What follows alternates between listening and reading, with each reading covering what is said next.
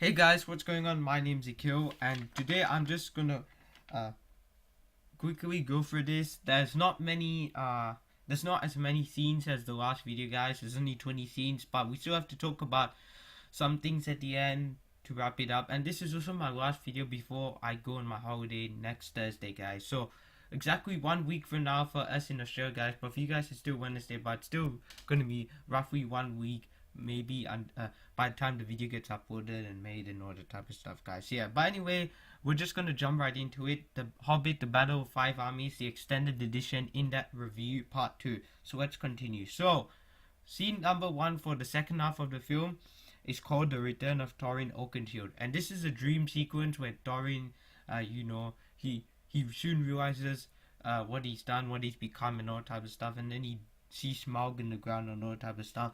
And the major positive here is that it's a good messed up dream. Yes, I really like the effects and all that type of stuff. The part when they show Smaug at the bottom of the gold, but gold. It's really cool, like gold floor and all that type of stuff. It's really cool. It's really messed up and all that type of stuff. So overall, this was a very cool, creative, interesting scene, guys. So yeah, no problems with the scene whatsoever, guys. Yeah.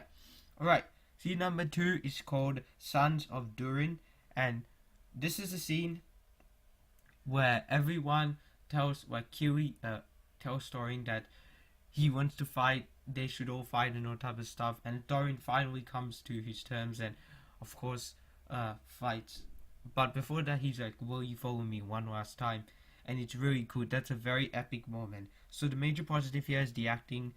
Once again, great strong acting here. But the negative is a short scene, guys. I wish there was more dialogue between the dwarves and all type of stuff.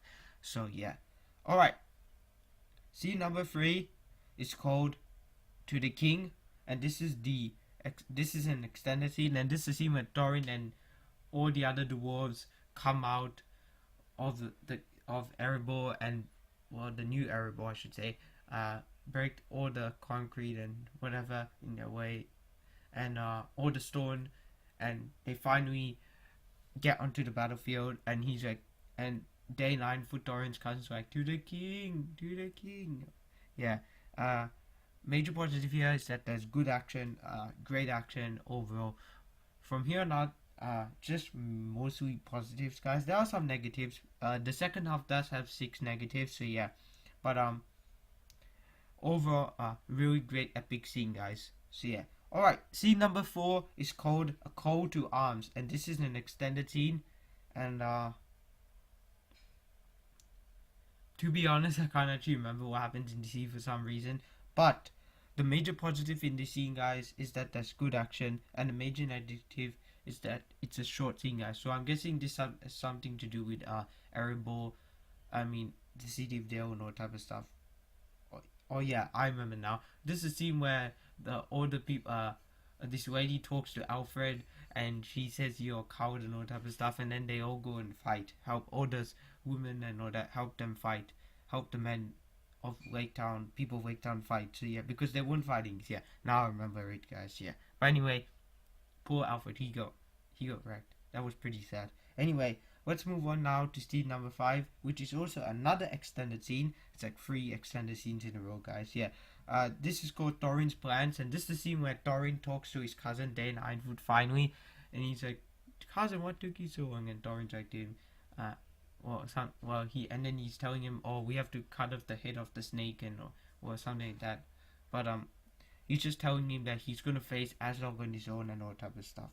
So yeah, but major positive of this scene is that there's a good interaction between Thorin and his cousin. Yeah.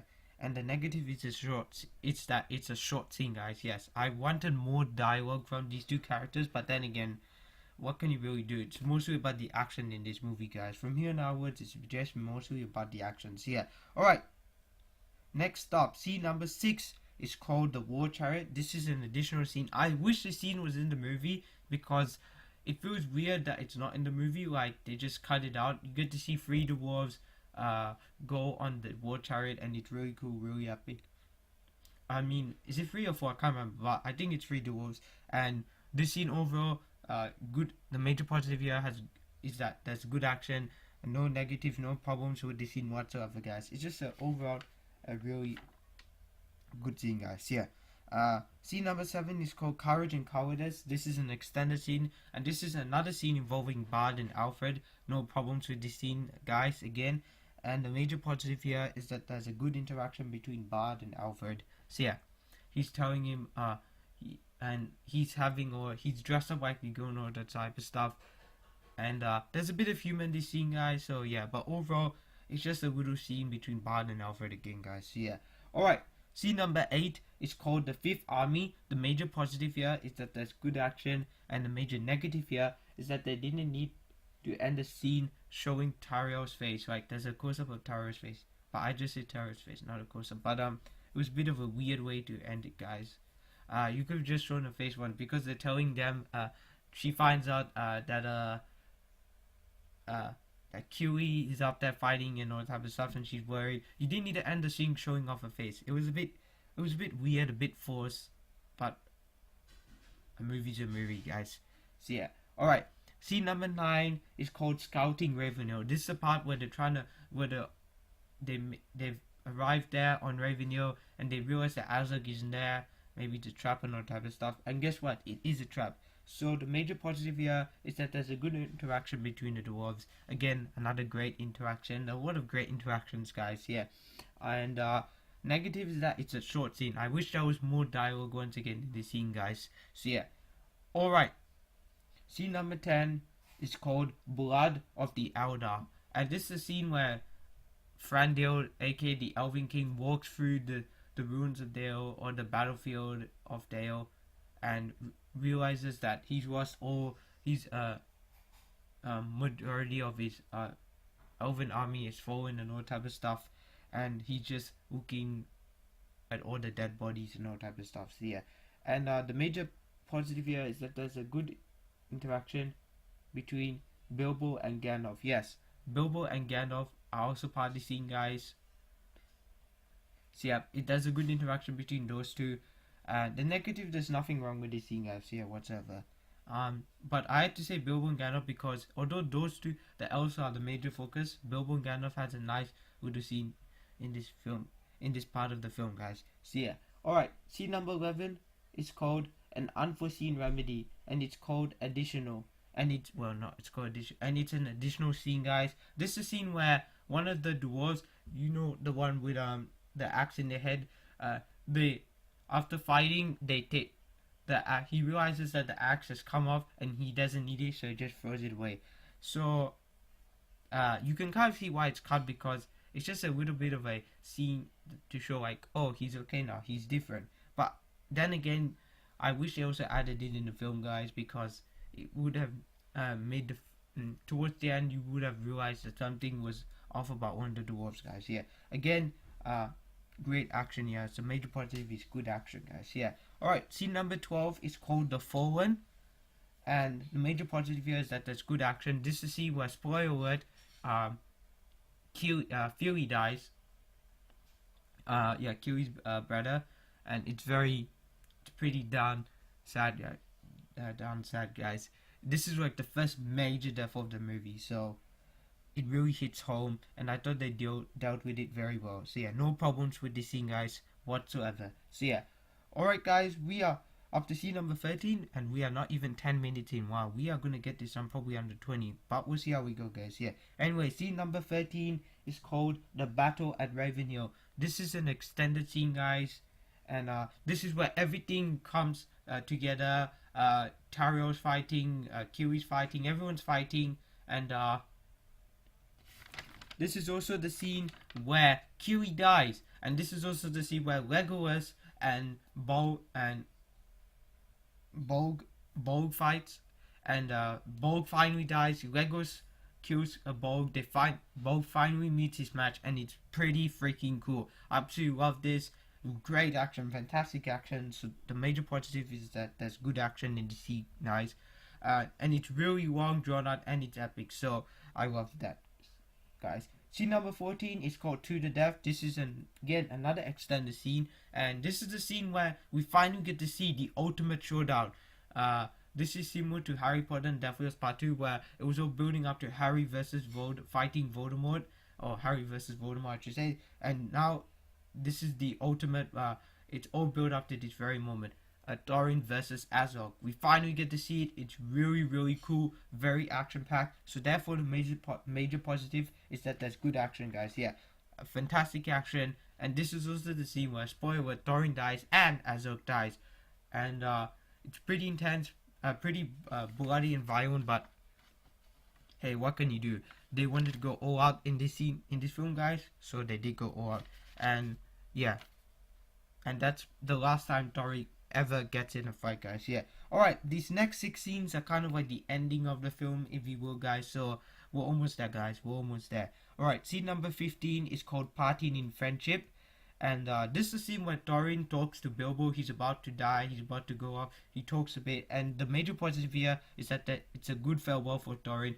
Nice, appropriate music also used in the background. A very sad moment for Bilbo. If you cried, then that's okay, that's fine. I don't blame if you cried, blame you guys if you cried, but I really like how they dealt with the death in this sequence, guys. Yes, it's kind of dumb that he talked before he died, because people are probably wondering, like, oh, people out there might have been like, when they saw this scene in the theater, guys, they might have been like, oh, just die already, why are you still alive?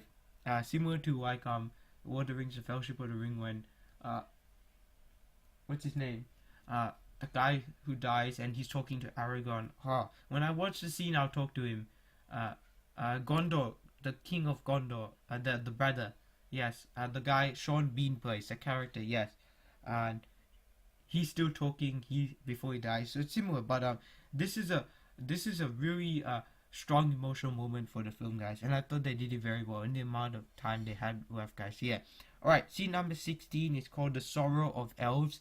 And the major positive here is that there's good emotion, and the major negative here is that it's a bit too over dramatic, guys. Yes, she's like, why does it hurt so much? Because it's real and all type of stuff. It could have just been short and sweet, and they could have cut out some stuff, guys, but there was nevertheless good emotion when Thorin was looking over at Kiri's body and she kissed him. That was fine, but then when she started talking a bit and all that, it got a bit too much. But nevertheless, there was good emotion in this scene, guys. And also this scene before Thranduil comes over to Thorin, this scene also involves us one of the most important scenes for this film, one of the most important scenes to end off the whole Hobbit trilogy and pave way for the Lord of the Rings trilogy, is a scene. There's a little moment where Thranduil talks to his son Legolas, and he tells him about this guy called Strider, and then you can hear soft in the background the Lord of the Rings music, guys, and it's very cool. So yeah, I really like how they tied it into the Lord of the Rings trilogy, guys, which I'll be covering towards the end of the year, guys, but we'll talk more about that later towards the end of this video, guys. Yeah, but anyway, let's move on now to scene number 17, which is called Eyes That Fire and Sword Have Seen. Yeah, it should be swords, but that's what the scene's called. Eyes That Fire and Sword Have Seen. So this is a scene where Gandalf and Bilbo are sitting next to each other, and he's smoking, and he's trying to smoke, and then he finally smoked, and you can kind of tell that Gandalf knows that Thorin is dead. So yes, therefore the major positive here is that it's a good little moment. It's a good little moment between Bilbo and Gandalf, guys. Yes, it's a very nice, appropriate moment. This is also the sequence where a scene where all the dwarves see and realize that Thorin has died, and all that type of stuff. And it's really, really good how they tribute it, guys. And then the epic music along with the king, and that's where we get to scene number 18, which is called King Under the Mountain. And this is an additional scene. And this is a scene when Thorin, where they have Thorin's funeral, Kiri's funeral, Fili's funeral. And I just wish this was in the movie, guys. Why did they cut the funeral scene, guys? I just wish this was in the movie. So yeah, but sadly it's not, guys, unfortunately. So yeah, but anyway, the major positive here is that there's good emotion. It was a perfect way to send off all three of those dead dwarves, guys. And it's kind of shocking because I expected more people to die because it was the last film, but hey, 3 out of the 14 dwarves dies.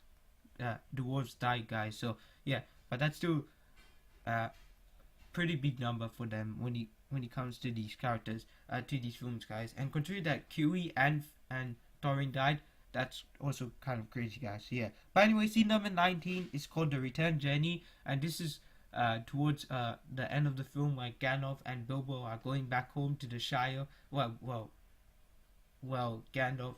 What I'm trying to say, guys, is that when Gandalf takes Bilbo back home to the Shire, and you can't see the dwarves for the last time. I like how he just pans backwards so and you see them in the background for a bit, and then it just cuts to the journey home and all type of stuff.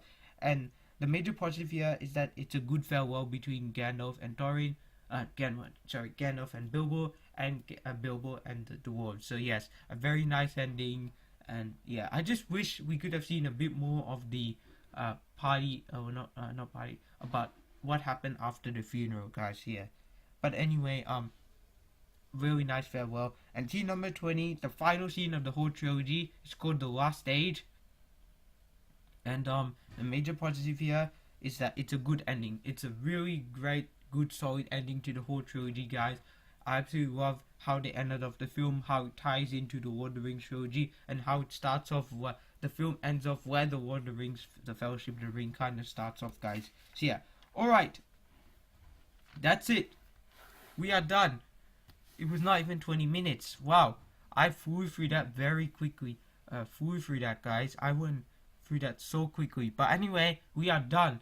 No more Hobbit in-depth reviews until October. The reason why is because I want to take a 6-month break. I don't want to keep doing these in-depth reviews, guys. Yeah, but anyway, throughout the next 6 months of the year, or 5 months, because next month, for the majority of April, I should say, I'm going on a holiday to the US, and I think you guys already know that, guys. So yeah, I've told you that before. So this is my last video before I go. So thank you guys so much for watching all my videos this year. Don't forget to check out all my reviews.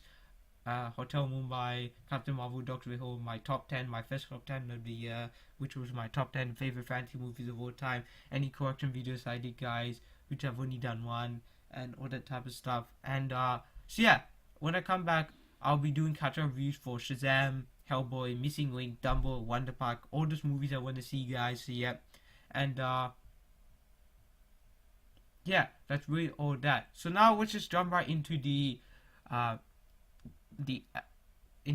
ending of this review by wrapping up and saying the major positives and negatives. So the major positives of the film, guys, is the action. I really like the action of this movie, guys. It's very cool, very epic. Another major positive is the acting. The acting in this movie is also very good and strong, guys. So yeah, both very, all characters.